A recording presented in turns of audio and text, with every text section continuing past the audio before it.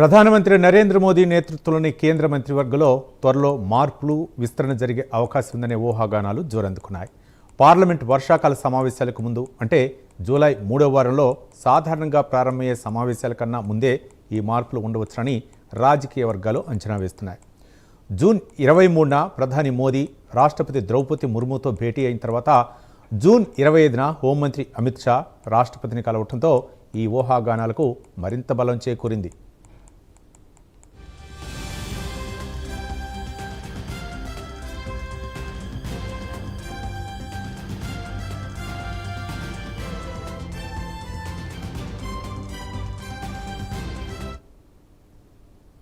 ఈ మంత్రివర్గ విస్తరణ ప్రధానంగా 2027లో అసెంబ్లీ ఎన్నికలు జరగనున్న రాష్ట్రాలపై దృష్టి పెట్టే అవకాశం ఉంది.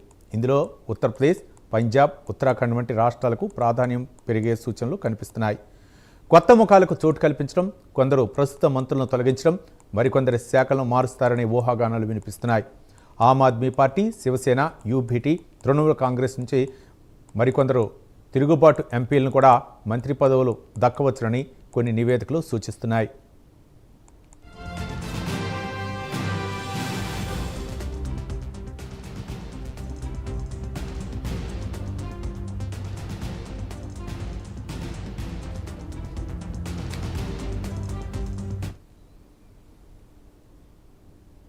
మోదీ కేబినెట్ విస్తరణలో భాగంగా అనేక కొత్త పేర్లు తెరపైకి వస్తున్నాయి. మరికొందరు పాత మంత్రులకు పదవుల నుంచి ఉద్వాసన పలకవచ్చినట్టు కూడా ప్రచారం జరుగుతుంది. కేబినెట్ విస్తరణకు సంబంధించి రోడ్ మ్యాప్ సిద్ధమవుతున్నట్లు సమాచారం. ఈ విస్తరణ ప్రధానంగా వచ్చే ఏడాది అసెంబ్లీ ఎన్నికలు జరగనున్న రాష్ట్రాలపై కేంద్రీకృతమవుతుందని సమాచారం. దీంతో ఉత్తరప్రదేశ్ నుంచి పంజాబ్, ఉత్తరాఖండ్ వంటి రాష్ట్రాల ప్రాతినిధ్యం మోదీ మంత్రివర్గంలో పెరిగే అవకాశం ఉందనే చర్చ నడుస్తోంది.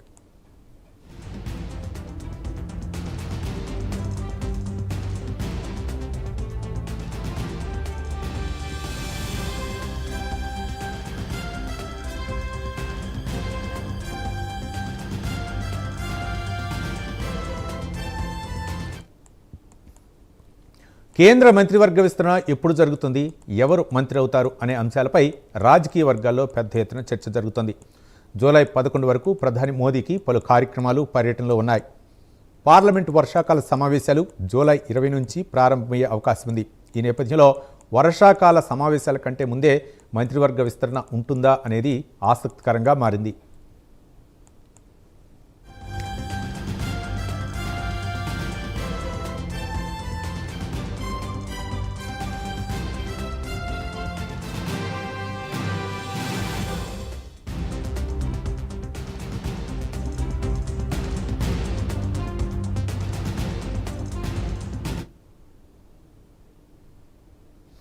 మోదీ కేబినెట్ విస్తరణ వెనుక రాజకీయ సమీకరణలు కూడా కీలక పాత్ర పోషిస్తాయని విశ్లేషకులు చెబుతున్నారు.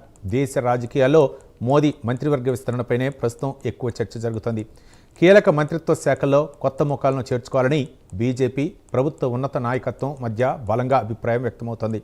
అంతేకాదు ప్రాంతీయ రాష్ట్రాల వారీగా కులపరమైన రాజకీయ విధేయతకు సంబంధించిన సమీకరణలను పరిగణలోకి తీసుకొని మంత్రివర్గంలో సమతుల్యత సాధించాల్సిన రాజకీయ ఒత్తిళ్లు కూడా ఉన్నాయి.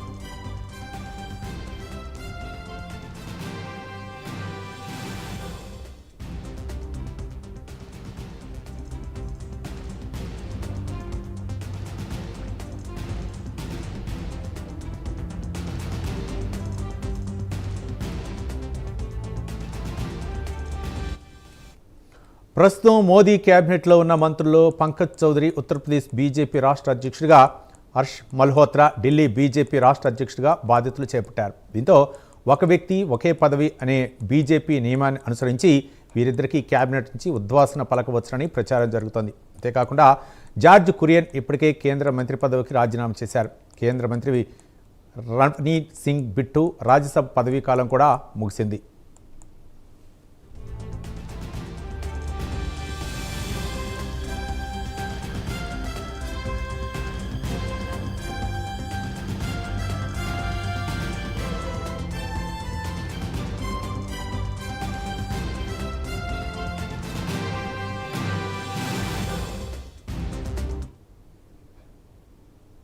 రవనీత్ బిట్టు కూడా త్వరలోనే మంత్రి పదవి నుంచి తప్పుకునే అవకాశం ఉంది. ఈ 4 స్థానాల్లో కొత్త మంత్రులను నియమించే అవకాశం ఉంది. ఇప్పటికే 9 మంత్రి పదవులు ఖాళీగా ఉన్నాయి. మోదీ నేతృత్వంలోని ప్రభుత్వంలో ప్రస్తుతం 72 మంది మంత్రులు ఉన్నారు. ఇందులో 31 మంది క్యాబినెట్ మంత్రులు, 5 స్వతంత్ర హోదా మంత్రులు, 36 మంది సహాయ మంత్రులు ఉన్నారు. కేంద్ర ప్రభుత్వంలో గరిష్టంగా 81 మంది మంత్రులు ఉండవచ్చు. ఈ లెక్కన 13 మంత్రి పదవులకు స్పష్టమైన ఖాళీలు ఉన్నాయి. మరికొందరు మంత్రులను క్యాబినెట్ నుంచి తొలగించి కొత్త వారికి చోటు కల్పించవచ్చునని కూడా ఊహాగానాలు వినిపిస్తున్నాయి.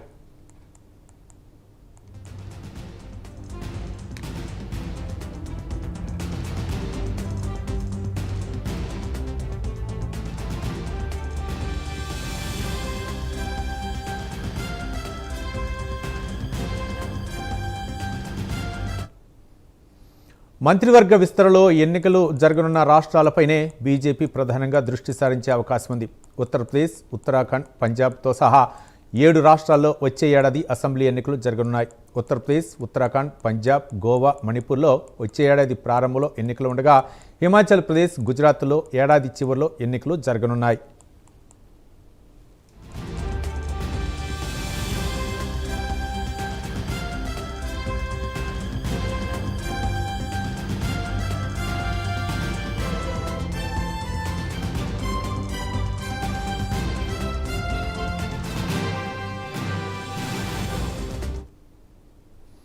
అసెంబ్లీ ఎన్నికలను దృష్టిలో ఉంచుకొని ప్రధాని నరేంద్ర మోదీ కొత్త కేబినెట్లో ఎన్నికలు జరగనున్న రాష్ట్రాలకు ప్రాధాన్యతను పెంచే అవకాశం ఉంది. తద్వారా ఎన్నికల సమీకరణను అనుకూలంగా మార్చుకోవచ్చని బీజేపీ భావిస్తోంది. అందువల్ల ఈ రాష్ట్రాలకు చెందిన కొందరు నాయకులకు మోదీ కేబినెట్లో చోటు దక్కవచ్చు. ఉత్తరాఖండ్ విషయానికి వస్తే ప్రస్తుతం పుష్కర్ సింగ్ ధామీ ముఖ్యమంత్రిగా ఉన్నారు. రాష్ట్రం నుంచి అజయ్ టమ్టో ప్రస్తుతం కేంద్రంలో రవాణా శాఖ సహాయ మంత్రిగా ఉన్నారు. టమ్టో మోదీ క్యాబినెట్లో 2 సార్లు సహాయ మంత్రిగా పనిచేశారు. ఆయన బీజేపీకి దళిత ముఖంగా ఉన్నారు. కొత్త టీంలో ఆయనకు మరింత ఉన్నత పదవి దక్కవచ్చునని లేదా ఆ స్థానంలో మరో కొత్త ముఖాన్ని చేర్చుకోవచ్చునని అంటున్నారు.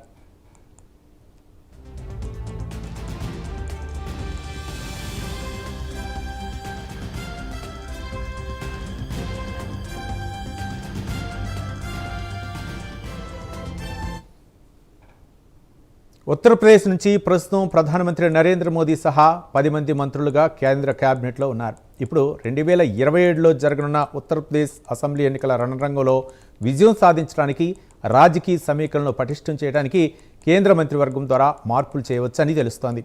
2024 లోక్సభ ఎన్నికల్లో రాష్ట్రంలో బీజేపీ పనితీరు కొంత నిరాశపరిచినప్పటికీ కేంద్ర మంత్రివర్గంలో ఉత్తరప్రదేశ్ పాత్ర తగ్గలేదు. అయితే రాబోయే అసెంబ్లీ ఎన్నికలకు ముందు కేంద్ర మంత్రివర్గంలో రాష్ట్ర ప్రాతినిధ్యాన్ని మరింత పెంచే అవకాశం ఉంది.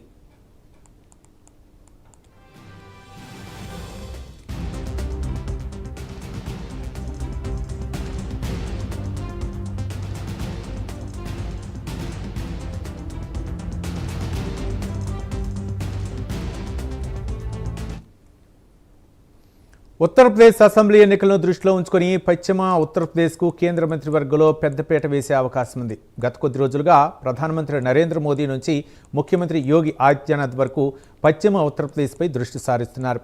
రాష్ట్రంలోని కుల సమీకరణను సమతుల్యం చేయడానికి ఓబీసీ, దళిత వర్గాల నుంచి కొందరు కొత్త మంత్రులను నియమించవచ్చునని అనుకుంటున్నారు.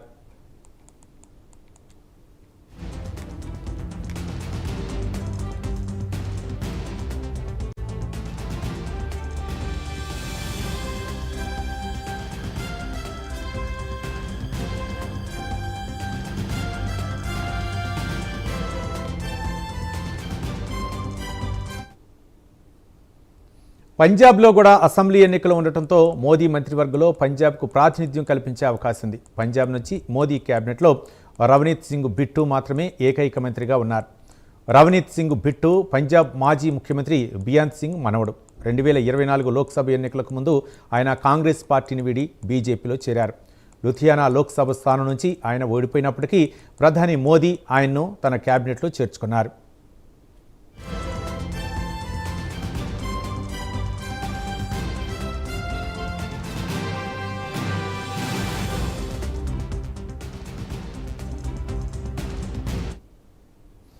సిక్కు సమాజానికి చెందిన కేంద్ర మంత్రి హర్దీప్ పూరి ఉత్తరప్రదేశ్ కోటా నుంచి మంత్రిగా ఉన్నప్పటికీ పంజాబ్లో సిక్కు ఓట్లను ఆకర్షించడానికి ఆయనకు క్యాబినెట్లో చోటు కల్పించారు. పంజాబ్ నుంచి 2 లేదా 3 మంత్రులను నియమించే అవకాశం ఉంది. ఆమ్ ఆద్మీ పార్టీ నుంచి బీజేపీలో చేరిన రాజ్యసభ సభ్యుల్లో ఒకరికి అవకాశం దక్కవచ్చునని భావిస్తున్నారు. పంజాబ్లో ప్రభుత్వాన్ని ఏర్పాటు చేయడంపైన బీజేపీ పూర్తి దృష్టి సారించిందని, ఇందుకోసం పార్టీ ఇప్పటి నుంచే కసరత్తు మొదలుపెట్టనుందని తెలుస్తోంది.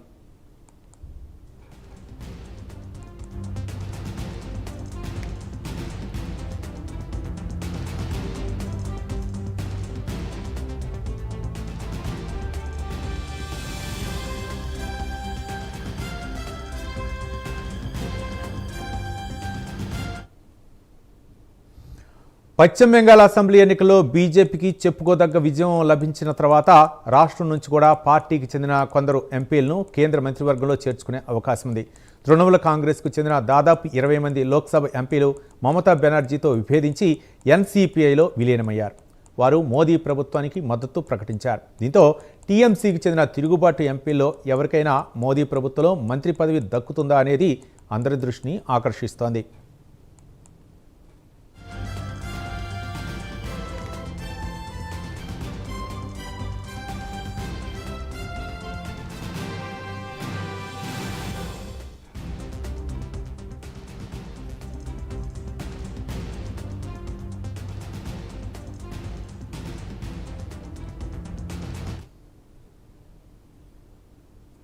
మహారాష్ట్రలో శివసేన యూబీటీకు చెందిన 9 మంది లోక్సభ ఎంపీల్లో 6 ఉద్ధవ్ ఠాక్రేను వదిలి ఏక్నాథ్ షిండేతో చేరారు. దీంతో మహారాష్ట్రలో ఎన్డీఏలో షిండే నేతృత్వంలోని శివసేన ఎంపీల సంఖ్య అత్యధికంగా మారింది. దీని కారణంగా షిండే కోట నుంచి క్యాబినెట్లో 1-2 కొత్త ముఖాలు చేరవచ్చునని భావిస్తున్నారు. ప్రస్తుతం కేంద్రంలో శివసేన నుంచి కేవలం ఒక్కరే మంత్రిగా ఉన్నారు.